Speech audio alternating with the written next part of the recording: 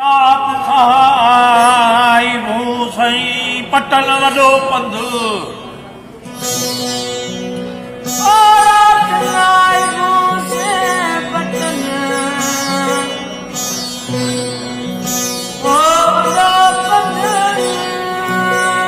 लतीफ़ जी संदर्तिय तां लतीफ़ियात ॿुधंदड़ ऐं ॾिसंदड़नि खे मूं साहिल बमरो पारां सिक भरियो सलाम।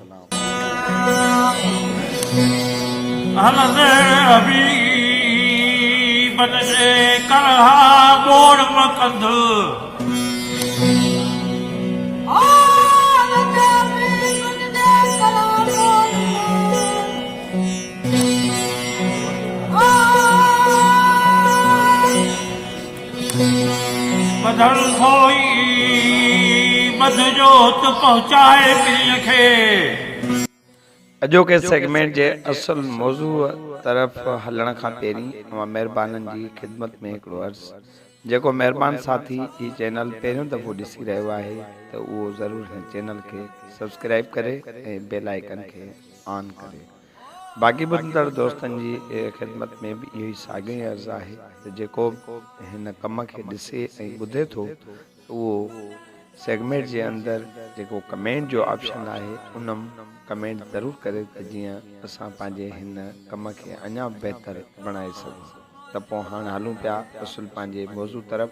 शाह जे रिसाले मां अॼु खंभात सुर जो मुख़्तसर तारफ़ अवां जी ख़िदमत में पेश करे रहिया आहियूं। खंभात खे सुर खमाच भी चवंदा आहिनि। चवनि था त इहो नालो मथुस उन्हीअ करे पियो आहे जो गुजरात जे खंभात शहर जे हिकु मशहूरु गवई उनखे रचियो हो।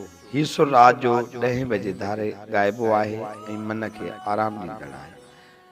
शाह जे रिसाले में हिन सुर जो मज़मून 2 नमूननि जो आहे, हिकु आशिकाणो ऐं ॿियो इख़लाक़ी। शाह पंहिंजे पीरीअ जे सूंहं जी साराह हीअं कई आहे, संदसि हुस्न सां सहसी सिजनि ऐं चंडनि जी बि जाइ न आहे। मिड़ेई सितारा लालण अॻियां लॼी थियो पाण लिकायो छॾीनि। जोहर जो जमाल बि जानब अॻियां झुकियो थो वञे।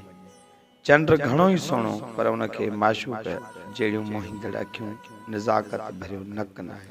संदसि चेहरे ते ख़त ऐं ख़ाल ईअं आहिनि जीअं आसमान में तारनि जी झुरमुर। शाह पारसी शाइरनि वांगुरु वादे सबा खे न पर चंड खे पंहिंजे कासिद थो करे ऐं उनखे सजण लाइ सनिया थो ॾिए।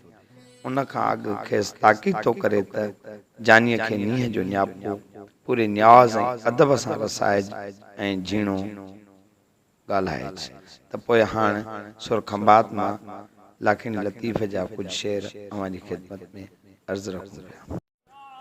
लाखिनो लतीफ़ पंहिंजे रिसाले जे अंदरि फरमाए थो त चंड तुंहिंजी ज़ात पाया न पिरीअसि, तूं अछो मी रात सजण सोजरो। चंड चवाई सच जे मुठी मोर न भाई, कॾहिं उभरी सनड़ो कॾहिं उभरी गच। मुंह में बरई मच तो में नाहे पेशानी पिरीअ जी। चङा चंड चेज सनिया खे सजणे, मथां अंगण उभरी पिरीअ जे पेज। झीणो ॻाल्हाए पेरें विझी हथड़ा। त पोइ अॼोको सेगमेंट पंहिंजी पुॼाणे ते पहुतो। ईंदड़ सेगमेंट सुर सरी राग सां गॾु अवां जी ख़िदमत में हाज़िर थिबो। तेसीं ॾींदा इजाज़त। सिंध सलामत, साथ सलाम। बदल खोई बद जोत पहुंचाए पीर खे।